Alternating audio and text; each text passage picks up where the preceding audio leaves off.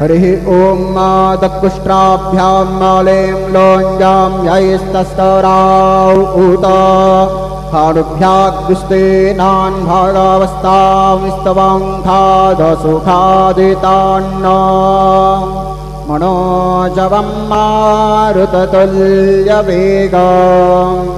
जितेन्द्रियं बुद्धिमतां वरिष्ठं वातात्मजं वानरयोतमुख्यं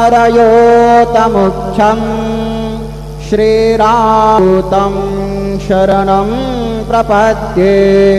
गुरुर्ब्रह्मा गुरुर्विष्णु गुरुर्देवो महेश्वरा गुरुस्साक्षात् परब्रह्म तस्मै श्री गुरवे नमः।